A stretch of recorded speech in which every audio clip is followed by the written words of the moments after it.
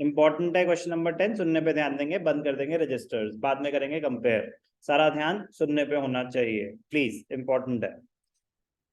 Receive check हमें करना क्या है ट्रेडिशनल अप्रोच के हिसाब से, receive check from a customer, customer का नाम महेश, अकाउंट्स इन्वॉल्व। अब ध्यान से देखना, ये तो मैं बता चुका हूं, if a cheque is received and is not deposited in the bank on the same day, we open a new account, a separate account called cheques in hand, cheques in hand.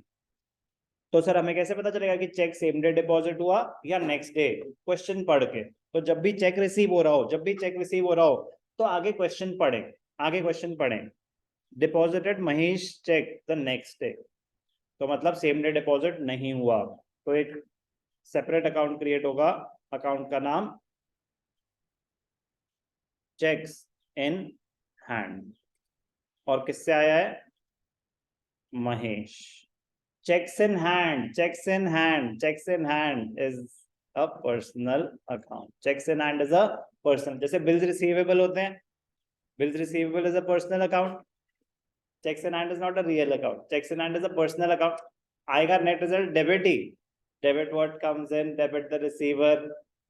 But जैसे bill receivable है, एक document है जो बता रहा है कि किसी ने पैसे देने हैं, सेम ही चीज चेक होता है। Cheque is also negotiable instrument, मतलब एक एक्ट होती है negotiable instruments act, cheque also comes under that, bill receivable also come under that. तो technically it is a personal account, technically it is a personal account.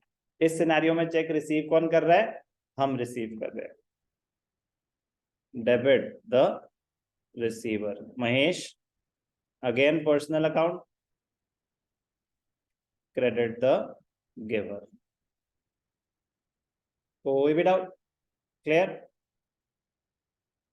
B, deposited Mahesh cheque the next day, अब आप bank में check deposit कर रहे हैं, अब आपका bank balance change होगा, अब बैंक अकाउंट इन्वॉल्व है, अब क्या डिपॉजिट हो रहा है? जो आपके पास चेक पड़ा हुआ था, वो checks in hand, bank personal account.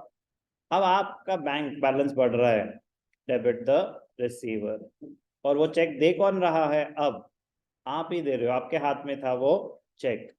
So check हमारा थोड़ी ना है, लेकिन चेक कौन दे रहा है बैंक को? वो चेक तो आप ही अभी प्रेजेंट कर रहे हैं ना, उस पॉइंट ऑफ व्यू से। तो ऐसे कुछ एम्बिग्युइटी और कंट्रोवर्शियल रूल्स की वजह से ही तो मॉडर्न अप्रोच आई, कि रिसीवर तो ठीक है, जब हमने चेक रिसीव करा सर ठीक है, we are the receiver, Mohan is the giver. अब हम जब बैंक में चेक डाल रहे, चेक तो उसी का ही है, तो हम चेक के गिवर कैसे हो गए? चेक तो महेश ने दिया था। उस पर्टिकुलर ट्रांजैक्शन में जब बैंक में चेक डिपॉजिट हो रहा है, उस पॉइंट ऑफ व्यू से सिचुएशन देखी जा रही है, तो आपका बैंक अकाउंट अगर रिसीवर है, तो गिवर भी आप ही थे ना, उस पॉइंट ऑफ व्यू से। और मैं कह रहा हूं कि बाई चांस क्वेश्चन आया ट्रेडिशनल अप्रोच पे और फंस गए हो, तो मॉडर्न अप्रोच आपको बचा लेगी, मॉडर्न अप्रोच आपको बचा लेगी। चेक्स इन हैंड है तो एसेट ही, जब आपके पास आया तो एसेट इंक्रीज हो रहे हैं, डेबिटेड जब आपसे जा रहा है तो एसेट कम हो रहे हैं, डिक्रीज इन एसेट क्रेडिटेड। मैं कह रहा हूँ जब भी फंसो ना, चाहे ट्रेडिशनल से करना हो, ये तो पकड़ लो ना कि वो डेबिट एस्पेक्ट है या क्रेडिट एस्पेक्ट है, फिर देख लो कौन सा रूल अप्लाई होता है। ठीक है, whenever in doubt go for the modern approach, easier है। क्लियर?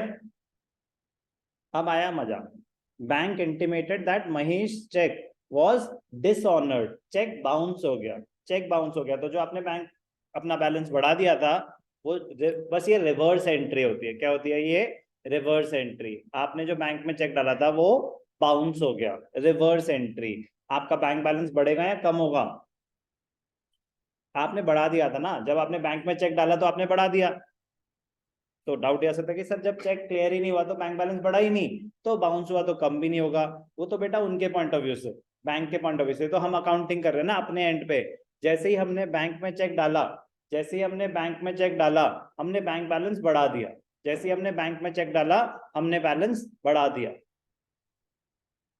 तो अब जब वो चेक बाउंस हो गया, वो रिवर्स होगा।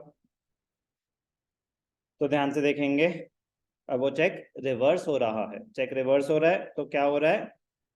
आपका बैंक बैलेंस कम हो जाएगा। आप पैसे किससे लोगे?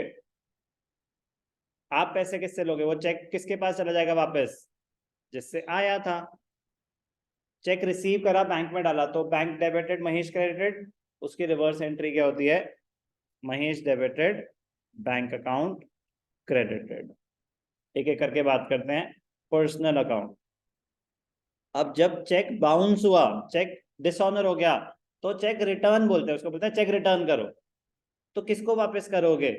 जिससे आया था आपके पास, तो डेबिट द रिसीवर। आपके एसेट्स वापस बढ़ जाएंगे। आपने डेटर्स खत्म कर दिए थे कि मिल गए पैसे, अब वापस डेटर्स बढ़ रहे हैं, इंक्रीज इन एसेट डेबिटेड। आपके बैंक से पैसे कट गए, क्रेडिट द गिवर। वो चेक किसने रिटर्न करा? आपके बैंक से आया वापस, debit the receiver, credit the giver. तो अगेन इन कुछ कंट्रोवर्शियल चीजों की वजह से ही क्या आई? Modern approach. बाकी तो खैर नॉर्मल है। रिसीव्ड एडवांस फ्रॉम कस्टमर्स, तो क्या रिसीव करा? पैसे। और advance from customers, personal account. All liabilities are personal accounts. Real, personal. Debit what comes in, credit the giver. Easy, कोई डाउट? पेड एडवांस, अब हम पैसे दे रहे हैं एडवांस टू सप्लायर्स, तो सप्लायर्स क्या दे रहे हैं हम? पैसे। तो सप्लायर्स हमारे लिए क्या है? मतलब पर्सनल अकाउंट है, इंसान है, तो वो रिसीव कर रहे हैं पैसे, तो debit the receiver. Cash, cash, cash, real account, debit what comes in, credit what goes out. ठीक है।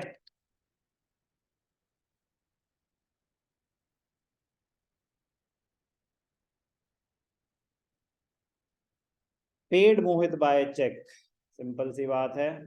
मोहित रिसीवर है, आपने पेमेंट करी है चेक से, तो बैंक से पैसे कट गए। Personal, personal, debit the receiver, credit the giver. Debit, credit. कोई भी डाउट बोलेंगे? Advance to suppliers, advance to suppliers better रहेगा, हम सप्लायर्स की जगह एडवांस टू सप्लायर्स लिखें। करेक्ट, क्योंकि अभी एडवांस दिया है। अगर सामान खरीदा या बेचा होता है तो डायरेक्टली आप क्रेडिटर डेटर लिखें, कस्टमर्स और सप्लायर लिखें। लेकिन अगर एडवांस है तो बेटर होगा और सही होगा उसको एडवांस से प्रीफिक्स करना, एडवांस टू सप्लायर्स आएगा। करेक्ट।